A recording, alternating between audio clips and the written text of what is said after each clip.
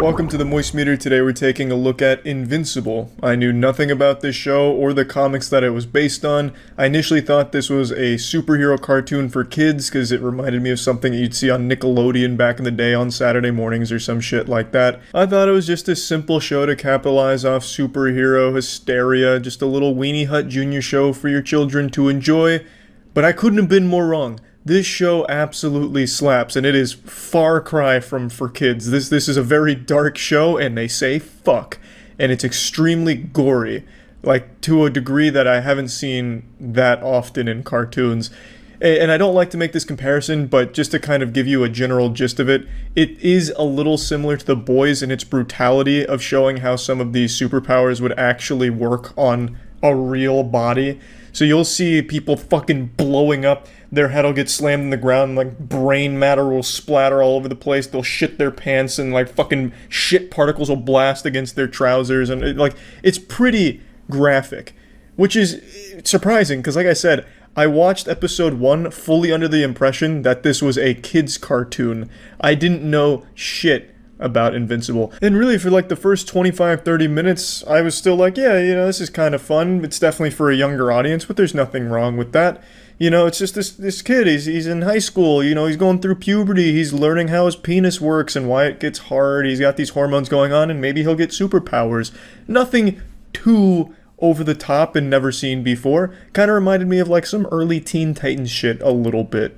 And then it gets to the end of episode 1, like the last 15 minutes, and you're like, holy shit, what the fuck was that? After episode 1's conclusion, I was hooked. And I was so surprised by what I watched there. And I just really fell in love with the show. I think Omni-Man is an incredibly interesting character. I'm not going to spoil anything, of course.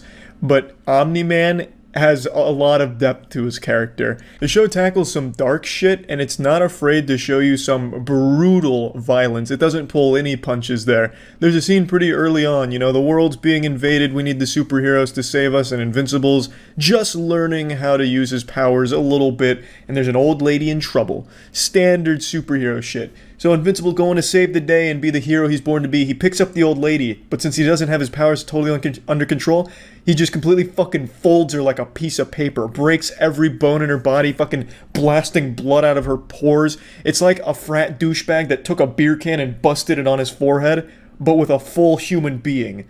And then he's like, oh my god, what have I done? And he takes her to the hospital trying to save this mangled corpse of a person that he inflicted, caused. It's wild. Like, it's actually wild.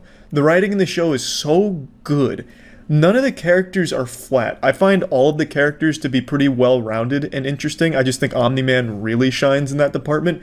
I really enjoy the entire Invincible universe. It's able to keep you hooked, and it's able to be more than just what you see on Earth. There's constant hints of bigger things in the universe out there, and I can't wait to see where they go with that. It's a show that it seems to me like it has so many things it wants to show you, and it's only giving you the smallest side boob preview. You're only seeing like a little bit of the areola and not even getting the full package with the first season here. It's just setting these huge things up. But even doing that with just an appetizer, it was so good. Easily the most impressive thing about Invincible, besides its writing and its narrative, is its animation. Its animation is absolutely incredible. There is obvious CGI at points, and sometimes it is a bit janky a little towards the end, but it's only for like some background stuff, that's not a big deal. But when it comes to a fight, it's beautiful. It is so fluid. In anime, and I don't mean to be blasphemous and call out anime here, but in anime, if you watch a fight scene in some of the big ones, the fight scene will consist of like maybe 2 attacks, like, I'm using this spell, yeah, oh, I got hit by this spell, and now we'll talk for a couple minutes before the next attack is thrown. And like an entire anime fight scene can be broken down into like maybe 4 attacks being thrown in total across the entire fight. In Invincible, you get like fucking 5 minutes of straight fighting where it doesn't stop.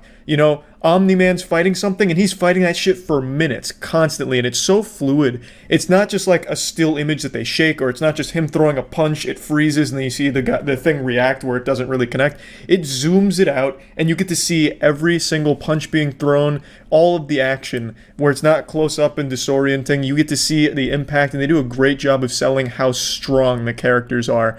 Like a punch, you can like feel the fucking impact in the show. Like, Omni-Man will deliver like a one-punch-man serious blow, and then whoever he threw it at will fly through a building, fly through buses and cars, and then like blow up half the city.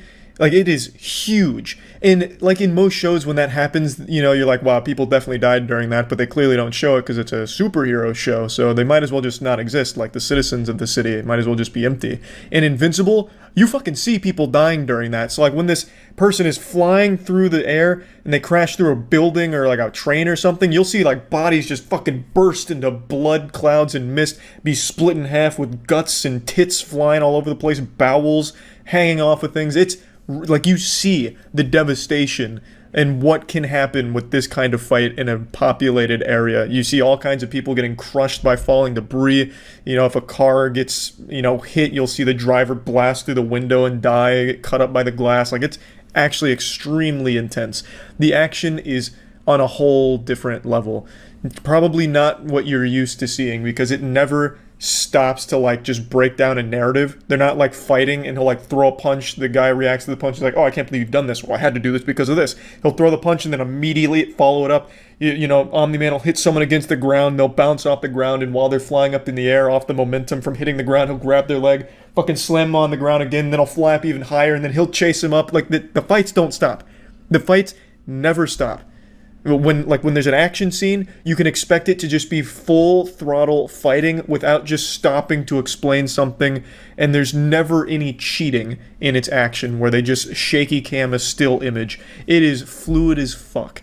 The action is really, really cool in Invincible. I have nothing negative to say about the show. I think Invincible is one of those must-watch cartoons. It is hard to watch Invincible and not compare someone like Omni-Man to someone like From the Boys without getting into any spoilers. So I just highly recommend the show. I went in there with no expectations, and in fact under the false pretense that it was a kid's show, and was blown away. I think the show is something very special, especially when superhero shit is so boring and done to death. I think Invincible does something very unique. I give Invincible extremely high marks. I give it a 95%. I feel bad because I've been rating things so high recently, but like, shit's been good. Like, a lot of the shit that's been coming out has been extremely good. I don't know what's been going on. Like, we had years of just straight stinkers constantly, and now all of a sudden we're getting some extremely high quality productions like Invincible. I highly recommend it. I think it's great. That's it. See ya. Welcome to the Moist Meter. Today we're taking a look at Elden Ring. That's a sentence I never thought I'd say. I was one of those lunatic conspiracy theorists that didn't think Elden Ring was real and was never going to release, and now I'm out here eating my own ass. The game is out, and it is absolutely outstanding. I'm sure by now the majority of you have seen the reviews. 10 out of 10 is pretty much across the board, 100% on most major outlets. This thing is the goddamn valedictorian of gaming, it seems. And I will say, it lives up to the hype. It is absolutely fucking fantastic. It is an actual masterpiece. Now, I will say, with the PC version, which is what I played it on, there is one major flaw, and it's the only flaw I can even point out in this game at all. It is an inconsistent frame rate. There was a lot of times where the game would just chug along during an intense fight, or if the terrain just became like overwhelmed with enemies. Then the frames would drop to like 15 FPS for just a couple of seconds, but it was enough to get you killed, because all of a sudden the game's lagging and you can't dodge in time, so you get fucked up. That is the only complaint I have about the game, and it's being addressed from the From Software team, from what I read. So that's going to be fixed, and after that, I have no complaints. I think everything that they did with Elden Ring, they did masterfully.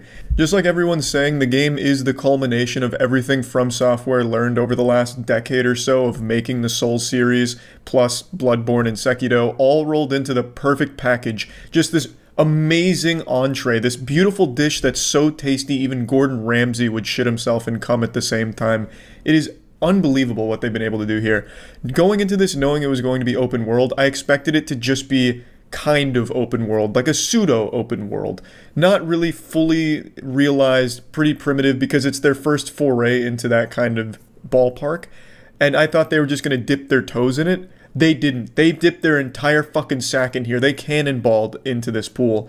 The world is massive. Absolutely massive, and it doesn't feel tedious to traverse, and it also doesn't feel dead because there's a lot of enemies and there's a lot of just like open world mini bosses scattered throughout, dragons that you can kill, and just exploring you'll find caves, you'll find unique items, you'll find unique NPCs that'll end up going back to the one of the hub worlds, and you can talk to them, learn more about them, complete quest lines from them. It is so good. It really blew me away with just how big the world was. The scope of this game is unlike anything I was expecting going into it.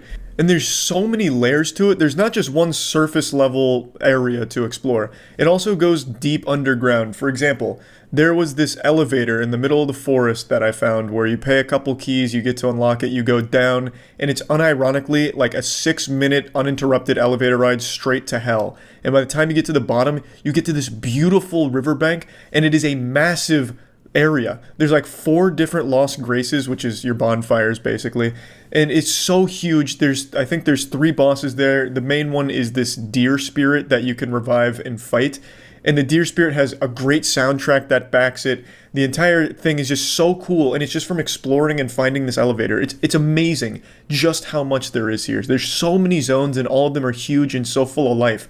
In that riverbank zone that I'm talking about right now, there's these like ghost archers that are aimbotting, so every time you try and go by them, they just fucking blast you, and it makes you really mad. But you can't help but be like, they're kind of cute though. Like, they're kind of beautiful looking.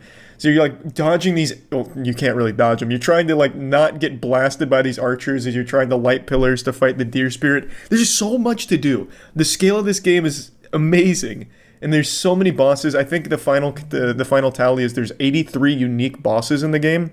Or no, there's 83 bosses and 77 of them are entirely unique. So it's crazy. Like, there's so much to do.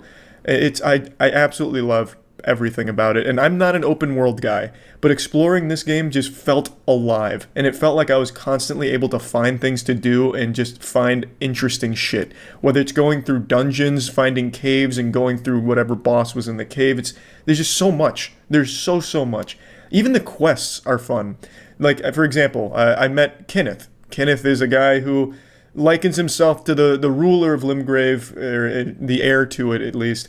And his fort was taken over by this knight. I end up going to kill the knight, go back to Kenneth. Kenneth goes to the fort, and he's all depressed and shit. And it was just a cool little cute storyline, and Kenneth was an interesting character. But it's something that I haven't really done in Dark Souls, which is pay attention to the story. Dark Souls has always had huge lore, like a really deep lore, but it doesn't spoon feed it to you. In Elden Ring, I felt a lot more ingrained in the narrative. I felt like I was getting a lot more out of the story, more so than any of the other Souls titles. I don't know if that's because George R.R. Martin was loosely attached to this. I don't really know what role he had in here. Full disclosure, I don't know what the fuck George did, whether he just blasted a fart near the game and they just put his name on it. I couldn't tell you. But regardless, the story here is a lot more digestible, and there is a lot more to actually get from the game itself, as opposed to having to go out and like look up lore videos on YouTube or deeply explore the terrain to find like some kind of obscure writing on a wall or an obscure weapon that has a little lore to it. It actually does feed you a lot of information about characters through the quest lines and the side quests, as well as just the actual general narrative of the story and what's pushing you forward, which I appreciated because I think it's interesting. I think the entire universe here is interesting. Now, I will come out and say I haven't beaten the game yet. I'm 30 hours into the game roughly, and I just have fallen in love with it, which I expected to like it because Souls-like games are my favorite games. It's my favorite genre. And this is one of the very few moist meters I'm making before completing the product, but I'm just so enthusiastic about it, and I'm certain that it's not going to all of a sudden just fucking drop off at the end. It's only going to continue to get better. I think it'll probably be another 10, 15 hours before I actually just complete the main line and go back and even do more extra bosses, explore deeper, come up with more builds. There's so much to do in the game. So I really just wanted to give all of my thoughts on it right now. So gameplay, it's what you're used to from Souls-like genre. If you haven't played a Souls game before, get ready to get your asshole spread wide open. This game is brutal. I will say this was one of the harder Souls games, and maybe it's because I was doing everything at a pretty low level because I like the challenge, but it is very difficult. Most players immediately hit a wall on the very first major enemy encounter, the first boss being the Tree Sentinel, which is the horseback golden halberd boss. A lot of people take 50, 60 deaths in order to beat them because they don't realize you can run by him, which I think the game tries to encourage you to do because most players aren't going to be able to beat him at level 1. I was able to because I'm a fucking turbo gamer. I'm an elite gamer barbarian. I beat him in 21 tries, but most people take more than that, or they just run by him and come back, which is, I think, the play you're supposed to make. But yeah, the game is hard. Expect that. I'm glad that they didn't tone it down and neuter it. I'm glad they didn't water it down or anything. I enjoy the challenge. However, I will say a lot of the challenge came from self-imposed rules upon myself. I didn't use any summons for any of the bosses or anything like that. And I do think if you do use summons, to explain further, it's a new mechanic in the game where you can get these spirits that you can summon to help you fight, only in certain areas. You can't use them everywhere, but in a lot of boss fight situations and a lot of just general areas, you can summon like wolf spirits. You can even summon a giant knight to help you. You can summon a fucking jellyfish if you want to help you. You can even summon a senile old man who just walks around and gets killed, but he's kind of goofy. You can summon helpers to help you out, as opposed to just summoning a player or something to help you. You have a built-in mechanic to summon NPCs that will fight alongside you with some of the bosses, as well as just general helping. So I think the game can be super accessible for someone that's not familiar with the genre, and can be a pretty easy experience if you're able to leverage these summons well and use them as like a way of drawing aggro away from yourself during a boss fight, and then you can set some attacks up or spells. So I do think there is a way of playing this in an easier way. I chose not to use the summons because I just prefer it that way. I think it's more fun for me personally, but I have nothing against people who do use summons. And the game isn't like shy about letting you use it. It's part of the mechanics. And even before a lot of bosses, you can summon a helper outside of your spirit summons. So for example, one of the first major bosses, past the Tree Sentinel, like the actual first story major boss, is Margit. And right before going to Margit, you can summon a guy named Roger, who's just an NPC that you can touch the summon sign for. Roger comes in, and he'll just like goofily cast some weak spells, but he helps draw aggro, he can help take the heat off you. So there is absolutely ways of playing this in an easier way, and I think that's great to give those players a way of handling some tough encounters, and just more mechanics is always a good thing. So I like having the summons, especially for just clearing out trash mobs in an area. Another brand new feature in Elden Ring is, of course, one of the major ones, which is horseback riding. You get a mount where you can actually fight things while mounted, and it's great. I will say the mounted combat isn't super deep or anything like that, though I don't think they were going for it. It's mainly a way of quickly traversing the landscape, as well as just giving you options in an open world fight. So if you're fighting a dragon, in order to close the distance faster, you hop on horseback, then you hop off to attack the dragon, or you can just stay on the horse and just get some slaps in on the dragon before it flies away again, because it's a fucking pussy. So I do like the horseback riding mechanic. I do like the fighting on it, though I don't think it's like as crazily deep as some people were making it out to be.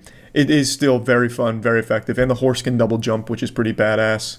Another thing I was really surprised about is just how many new things they added to the game. I was expecting this to be kind of just more souls without a whole ton added, but no, they really went all in. They, like, aside from just the summoning mechanics, aside from the open world, aside from the horse, they just added so many other features into this game that I didn't expect at all. So you have a lot of different options now. Not just new weapons, not just like new build possibilities, new spells, all that, but just in general, you have a lot of other options. So you can change your weapon arts on the fly by just using different ashes. You have the ability to block an attack and immediately counterattack, a guard counter. So if you just successfully block an attack, you don't have to parry it. If you block it and immediately follow it up with a strong, you can do a lot of poise damage to whatever enemy attacked you, and you can just kind of fuck them right in the butt pretty hard, because you take almost no damage from a successful block, and you can immediately counterattack. So think of it this way: if someone's blasting a whole combo at you, maybe you dodge the first two, and then block the last one, and then you can get that strong counter for big damage to maybe stagger them for a visceral. There's just a lot of options, and there's now a dedicated jump button. I didn't realize just how fucking cool a dedicated jump button would be in Souls. I've always liked the idea of it as like a wet dream, but actually having it here is such a nice treat, and it gives you more options in a fight again. So you can do like a jumping strong attack, which does a lot of damage, as well as a lot of poise break, so again, you can stagger an enemy and get a visceral off of it. So there's just a lot of new things here, all of which are welcomed additions to the formula. I absolutely love everything about Elden Ring. I think it is tied with Bloodborne for the most beautiful of the Souls series, and my god, I just can't get enough of it. Again, I don't usually like open world games, but I can't help but just explore every nook and cranny of the Elden Ring terrain. There's just so much life to the game, and I fucking love it. Plugging Elden Ring into the moist meter, I'm giving it a 95%. It would have been a 98 because I really do think this is as close to perfect as you can get with like an open world action game, but the performance problems are really widespread, so while I myself didn't have too bad of a time with the FPS dropping or crashing or any problems with the PC, I know a lot of other players did, and it is a pretty widespread issue that will hopefully be addressed very soon, but as of right now, that is the only major problem with the game. But once they iron that out, I actually just cannot think of a single thing that this game doesn't do well. Yeah, there's a couple of bugs and glitches, but it's a massive open world game. Of course, there's going to be a couple moments where you clip into a rock in the middle of nowhere. None of them are game breaking. There is, however, a little bugginess to the horse that does kind of fuck you sometimes, where if you try and get on the horse too quickly, you might just freeze yourself. But that open world game horse always going to be buggy, and it's so infrequent that it never becomes a huge glaring issue. I really can't imagine a better Souls game or a better open world action game in general. It's so well done, and only a couple of super minor hiccups, like a couple of blemishes. Like, it's nothing major. It is so incredibly polished and so well done. Elden Ring is nothing shy of a landmark achievement for From Software. The game is absolutely amazing. That's about it. So yeah. I haven't showered yet, I'm sure you can tell. I gotta keep that Fazbear grease on me. So, I saw Five Nights at Freddy's the second that it released in theaters. I wanted to make sure I was planted, swamp ass in seat, ready to be blown away. I'll be fully transparent here. I went into this film without the highest of expectations. I expected perhaps a fun, bad movie. Not necessarily because I think the property's weak or anything. It's just video game adaptations don't normally land. They're usually pretty stinky. But I was hoping, maybe I'd be pleasantly surprised. And to a certain extent, I was. This is going to be an extremely hard moist meter to do without spoilers, because a lot of what I want to talk about is very spoiler heavy. So I'll go ahead and get this out of the way as well. I'm not the biggest Five Nights at Freddy's fan. I've played a handful of the games. Mainly, I speedrun Five Nights at Freddy's Security Breach. That's like my, big venture into the franchise. I know enough about the lore to understand what was going to be going on here, as well as like the references and the characters and everything. And when I saw the film as flopping with critics, I kind of understood why, because it is a pretty deep, rich lore that I feel one movie isn't going to be able to do justice to get people brought into it. And so I kind of went in here expecting that this will be a movie Five Nights at Freddy's fans are going to love, and anyone who's not already a fan of the property is going to hate. And now that I've seen it, I think that's probably pretty accurate. So let's go ahead and dive into the old Fazbear pizza here. So, what I really liked about the film is the main character. I actually think Josh Hutcherson is the best part of this film. He also happens to be a fellow Hunger Games co-star of mine. Josh and I go way back on the set of the Hunger Games Mockingjay Part 1. Some might say I taught him everything he knows about acting, but, I'm not here to toot my own horn. Point is, he is the best part of this movie. He plays a troubled man who watched his brother get kidnapped in front of him while he was a young boy, and he is still haunted by that memory to this day, all these years later. Every single night, he goes to bed to go to that point in time in his mind. He dreams that moment every single night because he believes somewhere deep in his psyche, he saw the person that kidnapped his brother and he wants to catch him. So he goes there, tries to get more clues to try and catch the person responsible for kidnapping his brother so many years ago. It's a really interesting concept, and it plays into the overarching plot pretty well. I would have liked it to have more of a role in how things pan out towards the end, but I'm still very satisfied with what they did with that. I think it's a really cool concept. Aside from that, everything plays out exactly how you expect it to if you're familiar with the games. Mike, the main character, gets a job as a security guard at Freddy Fazbear's place. It's actually kind of goofy how he gets there. He was a security guard at a mall beforehand, and then he saw someone that he believed was kidnapping a child, and he just beats the fucking daylights out of him in a fountain. Like, he tackles him into, like, a fountain and just gives him knuckle sandwiches out the ass. He was feeding him more knuckle sandwich than Freddy Fazbear fed kids pizza. Like, this guy was going crazy on him, so Mike brutalizes the guy, which is never really touched on again, even though I feel like he would have been locked behind bars after that incident. It was a big misunderstanding. He wasn't actually kidnapping the kid, it was his dad. And then after that, he gets the job as the security guard. Now, the movie is absolutely at its best when it's at least trying to be a horror film. This is by far my biggest critique of it. There's only a handful of scenes that even attempt to do anything unnerving or tense or scary. Now, it's important to mention that if you're familiar with their games, then you know the backbone of the scares of Five Nights at Freddy's is jump scares. Would you believe me if I told you that there's almost no jump scares in this movie? I think there's only 2. I think there's 2 jump scares in the entire runtime of this film, which blew me away because I thought this would be like a completely unapologetic jump scare like bonanza. But it wasn't. And for the first time in history, I swear on a stack of Bibles, it actually was a detriment to not rely on jump scares because that's what built the franchise in the first place. So I really think this is like one of the few movies that really could have benefited from having more of them.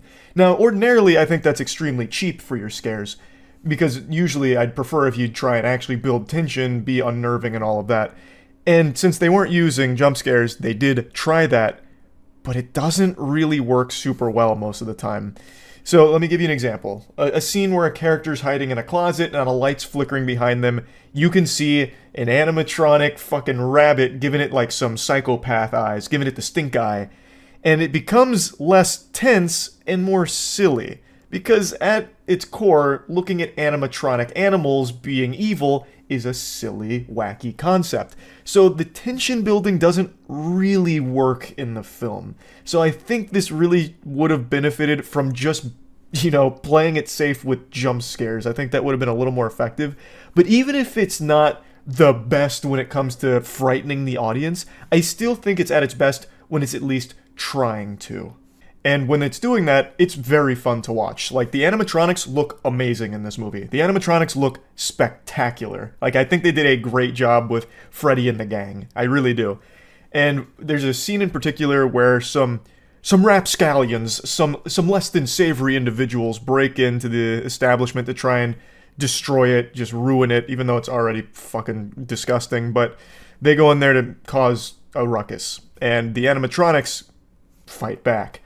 And it actually gets kind of gruesome at one point. Like, I was actually surprised. It's a PG-13 movie, but there's actually a couple scenes of gore, which I think is good. Like, I think it added to it. This movie was never going to be R in any universe. That would be extremely stupid. Five Nights at Freddy's is a property that's enjoyed primarily by the younger demographic, and you can't have an R-rated movie that kids can go to. So it was always going to be PG-13, but I am shocked at some of the stuff they put in here during some of these kills. I'm happy about it. But when they're not doing that, they're basically treating this movie like it's Five Nights at Freddy's fanfic that they found on Tumblr, complete with some cameos that drop their famous lines here and there, as well as like an entire sequence dedicated to Freddy and the squad building forts with Mike and his sister Abby and a cop named Vanessa. It becomes like a summer camp thing for a little bit. Like, they treat half of this movie like it's a fucking episode of the Rugrats sometimes. Like, it just feels like it clashes with the tone of the horror of Five Nights at Freddy's. Perhaps it's because I haven't played every Five Nights at Freddy's game and I'm not super deep in the lore. Like, I'm not like a lore historian on it. But for the film, I feel like it would have done better if they leaned more in on the unnerving aspects of it, as opposed to kind of making it a 50-50 thing where 50% of it is kind of bubbly and sweet, and the other half is the more horror stuff. But again, maybe that's just not me maybe that's me not being knowledgeable enough on how the property plays out in the lore. But those were my least favorite parts. And especially because I think a lot of times the writing gets very, very silly. So in that scene I mentioned about the fort building, the cop, Vanessa, is like, best day ever! Like, she's having so much fun. She loves being at Fazbear's place. She's loving that Mike and his sister Abby are getting along really well with Freddy and Bonnie and Foxy. Like, they're having so much fun, and she couldn't be more happy. But then Mike and Vanessa go to a broom closet, and Abby plays the guitar and kind of like shocks herself, which of course, it's scary, and Mike freaks out and Vanessa freaks out, and then she immediately flips this switch where she's like, don't you ever come back here again, Mike. If I ever see Abby in this facility one more time, I'm going to shoot you. Like, she just directly threatens him, even though the cop Vanessa has been actively encouraging Mike and Abby to play with Freddy and the friends and like be part of the crew here and have fun. Then all of a sudden she's like, I'm gonna fucking shoot you if I catch you here again. Like, it just feels like there's scenes missing where it builds up to her like disdain for them being here, because like actually 30 seconds ago she had the biggest smile on her face, grinning ear to ear. So it just feels like maybe they knew where they needed to go but didn't know how to get there in a smooth manner. So sometimes it just fucking flips. And I think it's actually exclusive to the cop Vanessa, because her whole role in this film is kind of just to be the Five Nights at Freddy's wiki. She is basically just an exposition robot. She's not really so much a character in the film. She's more like a YouTuber who swoops in and wiggles their finger. Well, actually, Mike, did you know? And then goes into like this whole exposition, dump on what's going on. So, like, it's no problem with the actress or anything. I actually think she did a fantastic job on screen. It's just, she was written to kind of only be here to be a savior out of nowhere, to keep people alive if things get a little too hairy, or inform the audience of the overarching lore that's taking place, or what's actually happening here. So it just feels odd. Like, I wish they had done more with her, as opposed to just making her the Wikipedia page for Five Nights at Freddy's. She's not the only character that I feel is written kind of poorly. There's actually a couple that seem like they're only here to remind the audience that these animatronics can kill. So they're kind of there just to die and nothing else. But aside from that, I think what it focused on with Josh, I don't know, I'm calling him Josh. We may be Hunger Games, veterans, but we're not on a first name basis. Mike, the main character, and his sister Abby are really the focus of it, and everything that happens around them outside of what happens inside Freddy's place is kind of just very odd. Like, it starts to fall apart. I really want to talk more about this movie, but it is all spoilers. This is going to be a minor spoiler, but I just have to mention this because it is such a head scratcher of a plot idea. So, minor spoiler, just fair warning here. A big thing that drives Mike to take the job as a security guard at Freddy's place is he may lose custody of his sister because his evil aunt is trying to get the girl so that she can make money from the government off having that kid. Even though she seems to already be really financially well off, and it's not like the government's going to be paying her fucking millions of dollars for this, but regardless, I think that's already a bit of an interesting idea. The way she goes about it is she wants Mike to die. Like, she even contemplates having him killed. All so that way she can take custody of the daughter to make like a monthly paycheck off having the kid or something like that. It's a really weird motivation, and it's not even really important to the plot. It's really just there because it gave Mike a reason to grab that job as a security officer. But aside from that, it's just kind of dumb and gets sidelined pretty quickly. She herself is also not really a character in this film. She's just here to be like a cartoonishly evil presence that kind of, haunts the place, basically, where she's there and she's on screen to be hated, and that's it. I'll stop going into spoilers. There's a couple more things that I'd like to say, but that would be way too much in the spoiler territory. There are things I liked, there are things I didn't like. Overall, this is a film that I am confident most Five Nights at Freddy's fans are going to enjoy, and I'm also confident if you don't like Five Nights at Freddy's, this doesn't really have a whole lot for you to get you invested and make you a fan. Although I do think the concept with Mike and like going into the dream state to try and solve a kidnapping case is interesting enough that I think it might push people to at least check out Five Nights at Freddy's lore to some extent. And Five Nights at Freddy's lore is actually pretty fucking good. Like, it is pretty interesting.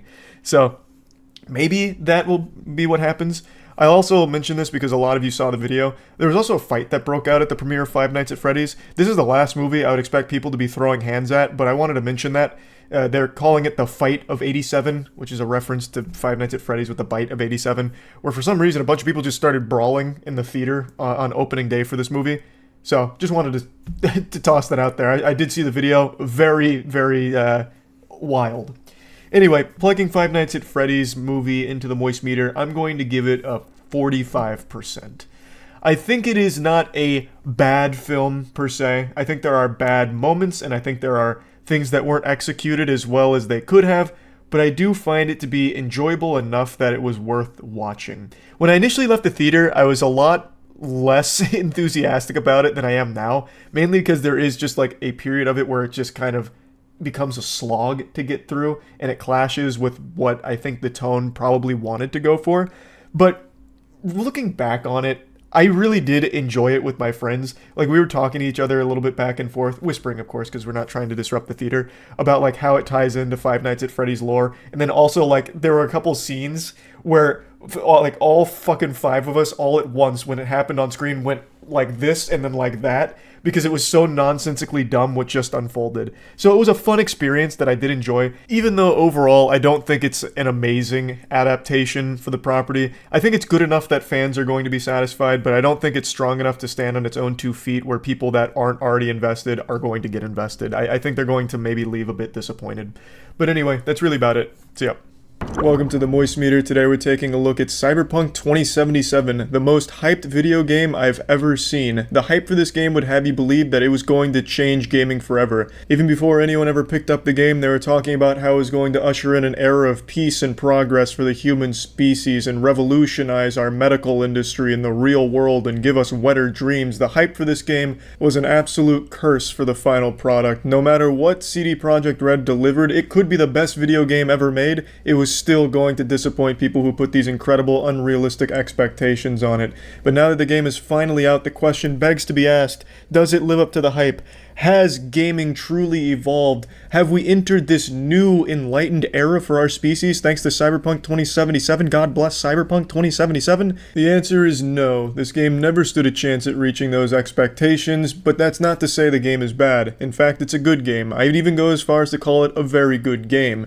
But there's a lot of problems with it, the biggest of course being its performance. I have to talk about that right away. This game is borderline unplayable on PlayStation 4 and just consoles in general. It barely gets above 20 FPS. The bugs are outrageous, not just goofy bugs, but actual game-breaking ones where missions will just not work and you'll have to go through hoops to try and make the game fucking function. It is a disaster in terms of its performance. It is the buggiest game I have ever played at launch, aside from something like the Culling 2, but that's not really fair because you can't call the Culling 2 a buggy game considering the only glitch that game had was the fact that nobody bought it so the games couldn't start. It wasn't really a performance thing, just no one wanted that piece of shit. But this game is absolutely disastrous with its performance. Even on PC, I encountered so many problems. Missions I couldn't start, NPCs that wouldn't spawn. I had to save, load multiple times and try tons of different ways of trying to make a single NPC spawn so I could start a side quest. Had to fucking set up a Rube Goldberg machine, like, oh, maybe if I set up my car to self-drive itself to me, and then I save load, and then hop in the car, maybe then the NPC will spawn. I just had to come up with all kinds of like theory-crafted scientific hypotheses to make the fucking NPC spawn to start some of these quests. It was really frustrating. There's a genuine problem with this game and its performance. It doesn't really run that well. Even on like the best settings on the best PC, you're still going to have FPS drops. You're still going to encounter so many glitches. It's crazy. I am actually shocked at the state that this game is in on launch. Now, that aside, let's actually talk about the game once you can actually play it. It's good. I do like it. I think the narrative is great. I think most of the characters are very well written and very interesting.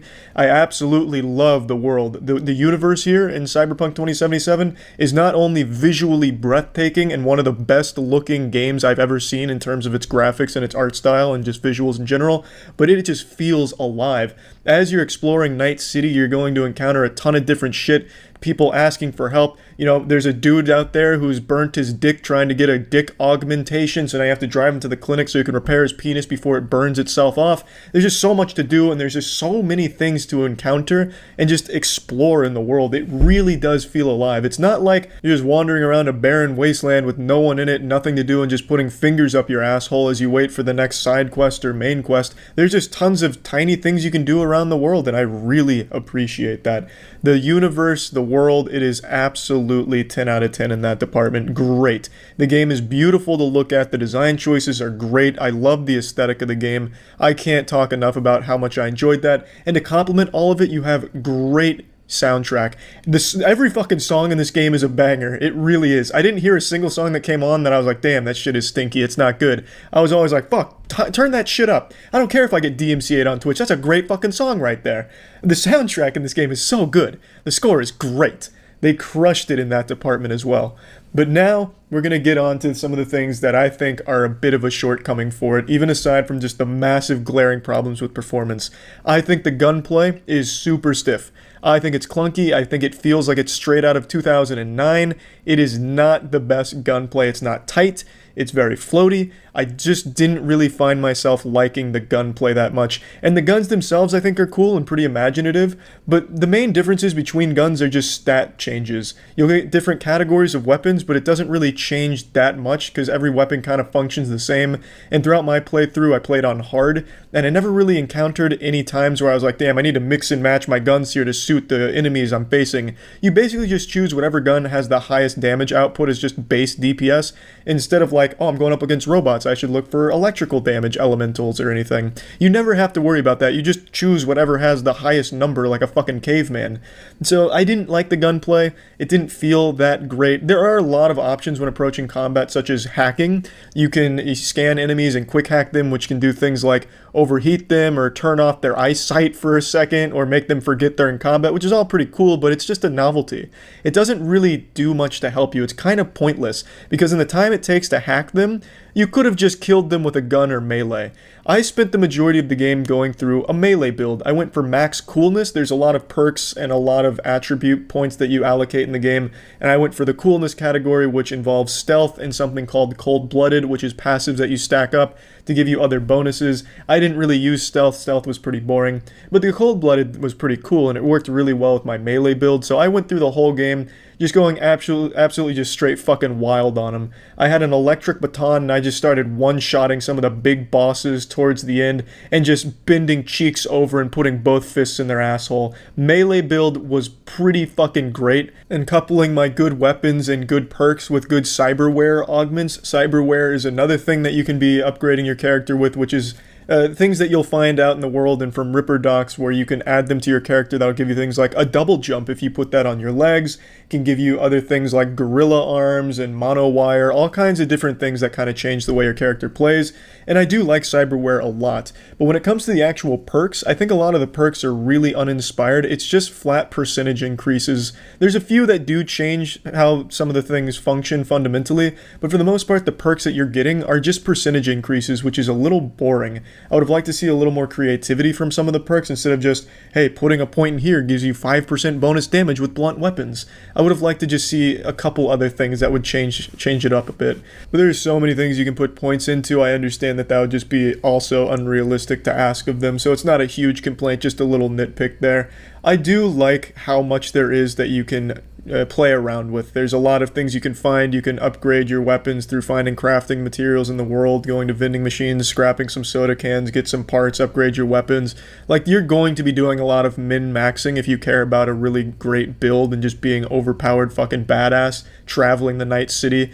There's a lot you can do to min-max, and I like that. But again, I still do feel like the actual gameplay with guns and even melee to a certain extent is just very stiff and a bit outdated, and you're going to encounter glitches when doing that. Oftentimes when running my melee build, I'd run into a glitch where I'd beat someone to death and just absolutely club the shit out of them, clobber them, give them the old whopperoonie, and then I can't sprint for the rest of the mission. I'd have to like force load a save in order to get the ability to sprint back, and it was just a real headache. Things that are out of your control and just bugs that really shouldn't be here. Also, sticking in terms of gameplay here, the AI is sometimes godlike in this omniscient super being that's able to know exactly where you are and just smell your farts from across the map and hunt you down like a rabid animal. They'll be shooting you through cover, curving bullets around the pillar that you're hiding behind, and just popping a full round in your dick hole without you even being able to see them.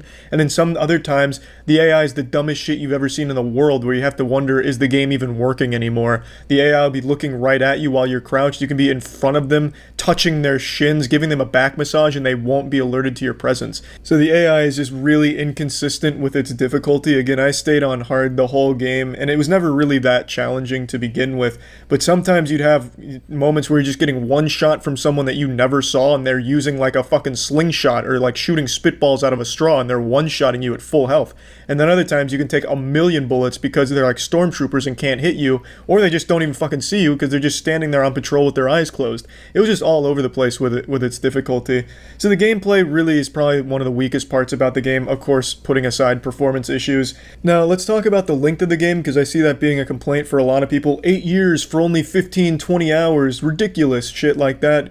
The main missions, I finished the game in roughly 30-ish hours in total, and I did quite a few side missions, but I'd say the main missions probably did take me around like 18 hours or something like that. And the main missions were very good. It's a lot of dialogue, and for a lot of people that's a big turnoff all of a sudden, or at least they pretend it is. I remember when everyone was losing their fucking minds over how perfect Red Dead Redemption 2 is, and I'd say that had far more scenes of just dialogue than this game has. So I don't know why that's a complaint all of a sudden, but keep in mind, yes, the main missions have a lot of dialogue, it's a lot of exposition, but I think it's all good.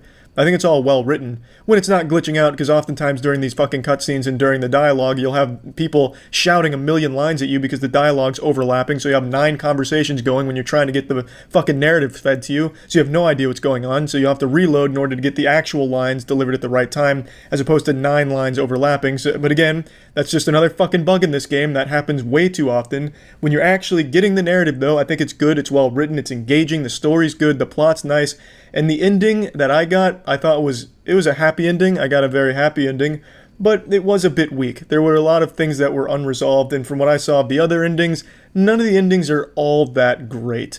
Which isn't the biggest deal in the world, because the whole journey there is good, and I really liked it, especially Johnny Silverhand, and I see a lot of people calling out Keanu Reeves' acting, and admittedly, a lot of times it is flat. Like when he's supposed to be angry, he doesn't really sound angry, but it's Keanu Reeves, and I think it's still a very good performance for the most part, because it makes you care about the character, and I just like Keanu Reeves. I can't say anything fucking bad about Keanu Reeves. I still liked it, and Johnny Silverhand still is a cool character, but anyway, I keep getting off topic. The narrative is good. The main missions are good, but mostly dialogue. You will be just mainly experiencing dialogue when doing main missions, and yes, there is about 18 hours worth. The real meat of the game comes from the side quests and the side jobs and all the other missions that aren't with the main. This is where most of your character development is going to happen. This is where most of your bonding with the characters is going to happen. And this is also where some things can play into the ending. For example, I did a side quest line that allowed me to access some certain things in the ending that I wouldn't have been able to otherwise. So I think the side missions are probably the best part of the game.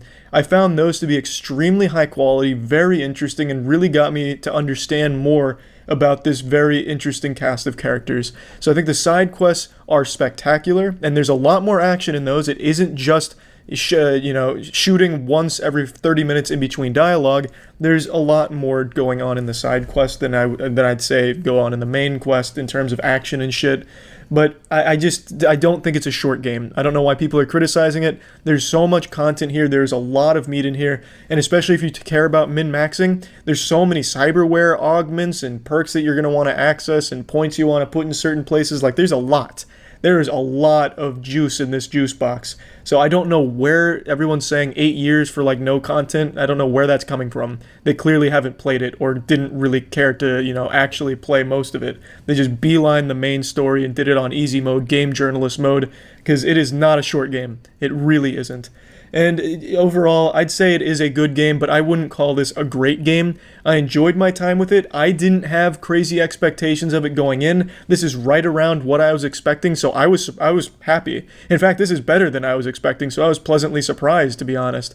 So plugging Cyberpunk 2077 in the moist meter, I would be giving this game an 80%, but I genuinely just can't justify it being that high when it's in this broken of a state. So I'm going to have to give this game a 70, because there is actual game-breaking problems with it. It is borderline unplayable on some consoles. Like, that's not acceptable. They should have put this baby back in the oven and given it more time to cook. Should have marinated a bit longer to iron out the bugs. I know everyone hates delays and people fucking called in sick to work for a month just to play it, but they should have fucking delayed it again, because there's a lot of glaring issues with this game. So I think a 70% is right in line with what it deserves in its current state. Hopefully all those problems will get solved down the line, because I do think it is a good game that I do think a lot of people would like if they weren't getting so frustrated with all of the broken parts of it. So yeah, Halloween may be over, but that doesn't mean the horror has to stop there. Today I want to talk about a service called Shudder. Shudder is the largest collection of acclaimed horror movies and shows delivered right to your favorite devices, like the Netflix of horror. Shudder is a service that costs $5.99 a month or $56.99 for a year, and you get access to the largest curated selection of horror and thrilling series and movies. Now, most of you know I love horror movies, and I know of pretty much every single one of them. If a 15-year-old in a high school somewhere made a horror movie, I've probably seen it. But Shudder was actually able to throw me a few curveballs, and I actually found a few movies I'd never even heard of on the service. So it really does have an incredible collection of horror movies and series, and I really thought that was super impressive. Of course, watching the horror movies and series on Shudder is an ad-free experience, and it really does go to pretty much every device you could imagine. So if you want to get started streaming the best horror, thriller, and supernatural content, Shudder's expertly curated collection of titles include Tigers Are Not Afraid, One Cut of the Dead, Revenge, and the Creepshow TV series, which is produced by Greg Nicotero and based on the famous films by George Romero. So if you're interested, if you're a horror fan, you can try Shudder for free for 30 days by going to shudder.com and using promo code MOIST. That's SHUDDER.com using code MOIST for a free 30-day try. That's it. See ya. Welcome to the Moist Meter. Today we're looking at Oppenheimer. I've said this many times and I'll say it again. I am a huge fan of Christopher Nolan. He's among my favorite directors ever. And I think he absolutely crushed this one. I just want to dive in right away and just start going gushing grannies over this one because it's really, really good. But I want to get it off rip here that I don't think this is a movie that everyone's going to like. I can already tell there's going to be quite a few people that'll go into this movie expecting it to be about the bomb, and everything is about the bomb. And that's not exactly what the movie is. It is very clearly about Oppenheimer, as the title would suggest. But Oppenheimer, at least in like the mainstream consciousness, I feel like always gets overshadowed by the Manhattan Project and the bomb. And in this movie, he doesn't. And I really appreciate that. It is really about Oppenheimer and everything he went through, at least everything they could fit in a 3-hour movie. And by the way, this movie doesn't feel like 3 hours. It fucking flew by. Like, I wanted more. I was still salivating for more. Like, the entire last half of this movie, I wanted to be another entire movie. Like, everything here I thought fit really well. But I completely understand that this movie's not going to be a one-size-fits-all butt plug that's going to leave everybody satisfied, because it very much is a movie that focuses on the main character, Oppenheimer, played by Cillian Murphy, who fucking crushes it in the role, and it's mainly talking. It's mainly the relationships Oppenheimer had with the incredibly stacked supporting cast here, by the way. The cast in this film is unreal. There are so many big names tied to this project from out of fucking nowhere, and some of them don't even play a big role. Like, I don't even think Robert Downey Jr. had more than maybe like 15 minutes of screen time, and yet he was a scene stealer every time he was here. Everyone went all in on their performances. It was fantastic. But again, don't go into this movie expecting some kind of explosion porn or anything like that. It is a incredibly well written and extremely well acted piece all about the very eventful, complicated life of Oppenheimer. And it is beautiful. Now, I went into this film with very limited knowledge of Oppenheimer. Like most people, I only really know him as the father of the atomic bomb and the famous quote, "Now I am become death," which isn't his quote. He was quoting something else when talking about the atomic bomb and then crying about it, recognizing the gravity of his creation and having to live with the sin of his achievement. It's a movie that tackles a very complicated person. This isn't some made-up character like a fictional mad scientist, fucking Dr. Evil threatening to destroy the world with sharks with laser beams attached to their heads. This is a real person who helped create the most deadly weapon ever invented, and it was used and led to hundreds of thousands of deaths. And it follows this character before the Manhattan Project, during and after, and dealing with the subsequent trauma from the Manhattan Project post-atomic bombing. And the movie even transitions into like a pseudo-courtroom drama, because Oppenheimer didn't exactly face trial, but he did face something very comparable, and the movie is really, really good at delivering that courtroom drama experience as well. I don't want to get into spoilers, That's kind of a fucking weird thing to say considering this is a real story about a real person. I mean, read a book, I guess, like Google his name and look at the Wikipedia. But I'll still refrain from just going too hard about the specifics of the film. But I will say that the entire section during like the examination of friends and family of Oppenheimer, as well as people that opposed him, I thought was done extremely well. The movie is just, I think, fantastic across the board, but I do have a couple of minor complaints here, and one of them's actually become a little bit of a meme with Christopher Nolan over the last few years here. It's the audio mixing. I've seen a lot of people patting Nolan on the ass for this one, saying that he really did a great job with the audio mixing this time around, because a lot of people have noticed that oftentimes shit gets a little wacky in that department. They set the dial from goofy all the way to silly when it comes to audio mixing on some Nolan films, and people have pointed it out. And this time around, they're saying this was, like, much better. But I do have to disagree to a certain extent. I do think it's much better. But in the beginning of the film, and really only in the beginning of the film, actually, there are multiple instances where the soundtrack, the score, and make no mistake, it is fantastic. I think they did an incredible job with the score here. I think the music is absolutely outstanding, a beautiful compliment to the film. But there is multiple instances in the beginning where the soundtrack will swell, reach some kind of crescendo, and drown out everything else around it. And you can't make out what the fuck the characters are saying. They sound like Charlie Brown's parents behind the music.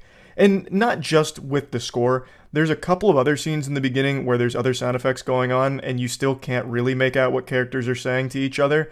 And I know it's not just me. I can confirm beyond a shadow of a doubt that it's not just me. I understand I'm about to turn 29, so I'm getting up there in age, and, it's not just my ears getting old. It's something other people experience too. I talked to Jackson after I watched it, who said the same thing about the beginning of the film, and as I say, the proof is in the pudding, and the pudding was very viscous. The people in front of me and to the left a little bit, I saw twice in the first 30, 45 minutes, lean over, and I heard them ask what they said, because they weren't exactly being quiet about it. I saw it in IMAX, which was a great experience, by the way. It was absolutely fucking packed. We were shoulder to shoulder, and our IMAX theater has the seats basically on top of each other, which I don't know if that's standard or not. I've only seen 2 movies in IMAX before this, but since we were so close, I could see and hear that, which made me feel a lot better knowing it's not just me that was struggling to hear things in the beginning of the film. I don't think it's a big deal. It's not a big complaint. It only was a little bit in the beginning. But I did want to at least mention that. The audio mixing is getting a lot of praise right now, and I do think overall it is a huge improvement, but in the beginning, I do think it's not perfect or anything. Which is fine, because pretty much everything else is. I fucking loved this movie, honestly. I think it is just an extraordinary film. I will mention one other thing, and this isn't a complaint by any means, but I do want to at least put it out there. There are so many characters in here, and they're all really interesting. But since there are so many characters, it's a lot of names. So by the midpoint of the team getting together at the Manhattan Project, assembling the fucking Avengers of scientists, there were so many names being tossed around, I legitimately didn't know who the fuck was being discussed half the time. It wasn't until I saw their face where I was like, oh yeah, that guy. And then I'd be like, it's good to see you. And then he'd go do his assigned role. And there's just a ton of characters in here that have a lot to do, but they mainly tell you instead of show you. I would have liked them to show a little bit more, but I don't think that's a huge issue because it's already a 3-hour film. If they showed you more of what they were saying, this movie would be pushing 8 hours. There's just a big story to tell, and they did the best they could, and I think they did an incredible job with it. But I think it might be a little confusing for people because they introduce so many characters so rapidly. It's very fast-paced. The movie moves at an absolutely cutthroat pace, which I appreciate. Not that I mind slow burn movies, but I actually was really surprised to see just how quickly this movie was moving through things, and I never really felt lost. Obviously, I'm not a fucking scientist, I'm not out there with a 180 IQ or anything, so a lot of the math and science discussions that were happening and some of the breakthroughs were a little lost on me, but I don't think there's anything they could have done differently there. It's not a big deal. I didn't expect them to hold my hand through all of that and give me some kind of bachelor's degree in fucking physics or anything by the end of the film. But I do think that since it moves so quickly with so much being introduced so rapidly, I think there are a couple moments where you can get a little lost in the sauce and maybe a little bit in the dark on exactly what's happening in the overall narrative, but really not for long. I think it does an incredible job of keeping everyone in the loop on exactly what's going on, what Oppenheimer's experiencing, what other characters are experiencing, what the goal is, what's happening. I think it really does a good job overall. I think it's just a really great film. So plugging Oppenheimer into the moist meter, I'm giving this one a big crisp 90%. I do really think this movie is extraordinary. I think it is a very great film. Another Nolan hit. So yeah, that's about it. So yeah. Huge thanks to ourselves for sponsoring this moist meter. Godslap is a comic series written by myself, Jackson, Matt, Danny, and Aubrey Sitterson. It follows the story of a character named Ace, who's an extremely powerful slapper in a world where slapping is king. Issue 3 just dropped. It's all available at badegg.co, and shit is starting to pop off. Ace is being hunted by a mysterious foe named Defister, who, after swan diving through a hospital, picks up Ace's trail and hunts him to the ends of the earth with his sidekick Olfactor. And also, our newest comic series, Plague Seeker, just came out. Issue 0 is available at badegg.co. It's written entirely by myself and edited by Jackson. It's set in a world 1,000 years after an apocalyptic event known as the Calamity. An asteroid hits Earth, and it brought with it mutations that changed all of its inhabitants. Now the world is infested with things called plagues, and atop the food chain sits 8 great plagues that control the entire world, and only one man stands against them, the Plague Seeker, who has an insatiable appetite to devour those 8 great plagues. So all of this is available at badegg.co, so please check it out. So yeah. Welcome to the Moist Meter. Today we're taking a look at the Super Mario Bros. Movie. So, a lot of you already know, they did try to make a Mario Bros. Movie in the 90s. Most people view it as an unholy abomination. I look back on it fondly. I grew up and I actually really liked that movie. I watched it a lot as a kid. I could recognize it had nothing to do with the games, but I couldn't help myself from just getting excited watching it for like the 20th time. There was something about that film that was just kind of special. It was unique and very weird. It was like a real avant-garde fever dream kind of movie. And I get why they stopped making movies after it, because it was received so horribly and is still considered one of the worst movies ever made by a lot of people. But I just wanted to get that out of the way right now, that I still have a very soft spot for that film. But anyway, I'm glad they're trying again, because as a lot of people have mentioned, this opens up the door for Nintendo making other big budget movies on other IP they have, such as Metroid, Zelda, all of that. So they needed this one to slap. And I'm happy to say that it does slap. Now, I'm not going to tell you it's like a Vasily Kamatsky style slap where it's like unreal and it's going to rock your world or fucking shake the foundation of animated films forever, but it is good. And I want to get this out of the way right now since there's already been controversy. I don't know what the movie critics watched, but it certainly wasn't this film. It had like a 46% on Rotten Tomatoes yesterday. And I don't know what happened there. They must have been boofing crazy pills. That is outrageous. This is not by any means a bad movie. I wouldn't even consider it a mediocre movie. I would say it is good. Above all else, it's very fun and captures the spirit of the games extremely well. Going into this, I was apprehensive about Chris Pratt voicing Mario. It just seemed like a pretty silly fit, and in the trailers, I was less than impressed. It honestly sounded like me delivering the lines when I first woke up in the morning. So I didn't think that was going to work, but after watching the whole film, it seems like they really just did a montage of his worst lines for the trailers, because the rest of it actually worked pretty well. I didn't have any problems with Chris Pratt as Mario, or any of the other voice casts for that matter, so that was a nice pleasant surprise, because I expected that to be the one thing that always rubbed me the wrong way about it, but it didn't. The film is extremely simple, which runs contrary to one of the popular reviews that said it's totally inaccessible or hard to follow. Which I'm hung up on these reviews. They've actually got me tilted. I'm fucking stun-locked on how stupid some of the reviews were for this movie, and then calling it somewhat offensive. I really don't know what happened there. If that doesn't prove that general movie critics are pretty worthless, then I don't know what will. Calling Super Mario Bros. Inaccessible or confusing. It's... Moving on. The thing about the film is it's extremely simple and is very clearly catered towards families as opposed to hardcore gamers, right? This is an IP that's existed for fucking 4 decades now, pretty much. So a lot of the people that grew up with Mario and actively play it are adults. And this is not a film that's geared towards them, but it is a film that they will enjoy. I am 28 years old, and I had a smile on my face a lot of times in this film. It's chock full of references and Easter eggs that you'll point and be like, I get that one, and it's cute. But it is a film that is very clearly for an entire family, younger audience, as well as something parents can enjoy too. The narrative is as simple as it gets. Mario and Luigi find themselves in Mushroom Kingdom, and they get split up where Luigi gets captured by Bowser and Mario's got to free him. And through that simple premise, they go on an adventure. They meet Donkey Kong, Princess Peach, and they go to free him. I will say that I actually do have a complaint about the narrative. I don't really understand what the point was in splitting Mario and Luigi up for this movie. I feel like that was just kind of a misstep. I understand Peach is usually the one that gets captured, and if they really didn't want her to be captured here and have her have moments to shine, that's fine. Just don't have someone get captured then.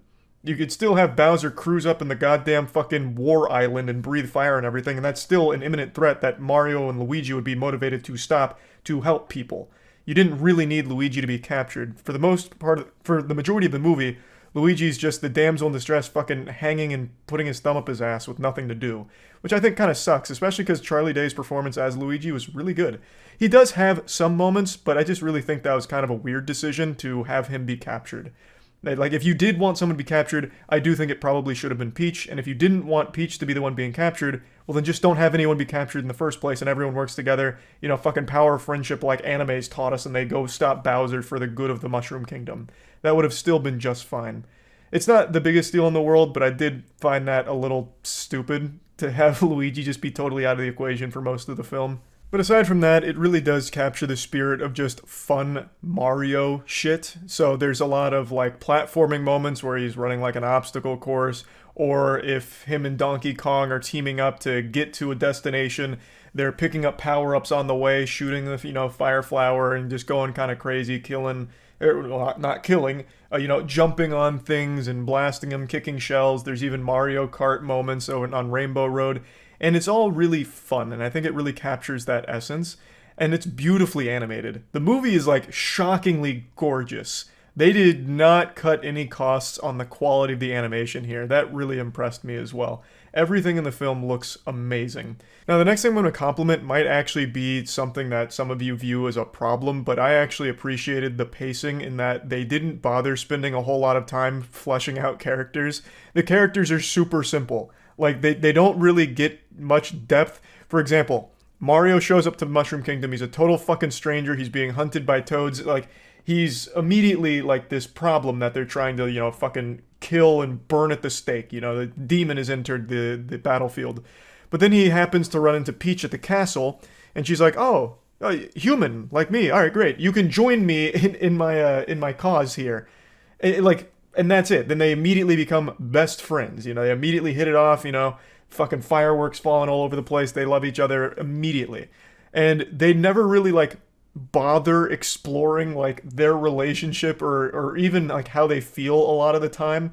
It's just very surface level. And I like that because I've never played a Mario game for the story. I don't think there's many people in the world who have. It's all just about fun. So the film just being pretty short and very focused on action and platforming and Mario references and fights and fucking karting, I think is for the best, as opposed to bothering with this, 20-minute scene building up, Mario, his dad being disappointed in him, which is a plot point, but it's not something they harp on. It's something he mentions one time and then it's like, oh, I'm sorry to hear that. Maybe your dad's right. Maybe you are a disappointment. And like, oh, no, I'm not. Let's drop it. And then they drop it and they don't bother really getting deep into it. And that's good. You have these little sprinkled in moments of character development, but nothing too heavy-handed because the film didn't need it. That wasn't the primary focus. So for a lot of people, I do think that'll be a complaint. For me, I actually preferred it. Because, I wasn't going to this movie for some kind of wild narrative that was going to have me tearing up. I just wanted something fun. And that's exactly what they delivered. Also, hats off to the music. It was really nice seeing some of the most famous, iconic Mario tunes come to life in this film and even fit in different ways was very fun. But this is actually something I heard Chris Stuckman mention. This rubbed me the wrong way as well.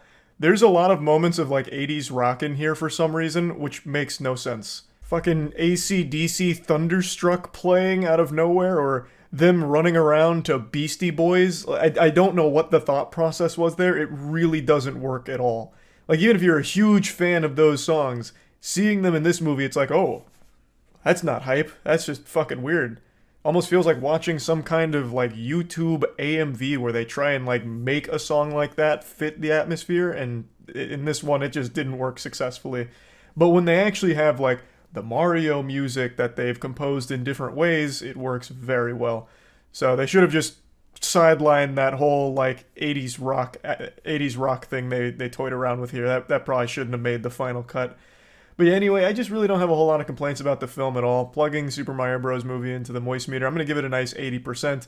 I think it's a lot of fun, and that's all you should really expect going into it. It's nothing amazing, it's nothing that's going to blow you away, but you're going to have a fun time watching the film, and it really does feel like watching the game come to life. So I think they did a great job with it, and I'm hopeful that they'll continue to do this with other property. Most of you know, we started our own comic book series called Godslap. Everyone who's read Godslap so far has unanimously agreed that it's the best comic ever produced, and Godslap is well on its way to becoming the biggest name in all of comics, overthrowing Marvel within the next 5 years, according to recent scientific projections that I'm pulling out of my ass. It's a passion project created by myself, Jackson, Danny, and Matt, and we brought in an industry veteran named Aubrey Sitterson to help write it with us, and we're extremely proud of what we've created. Issue 1 and 2 are already out, and Issue 3 came out today, as of right now. Issue 3 is available at godslapbook.com, and per usual, this is the standard cover, but we also have 2 limited edition variants, which will only exist until they're sold out, and then they'll never be reprinted. So they're available at godslapbook.com.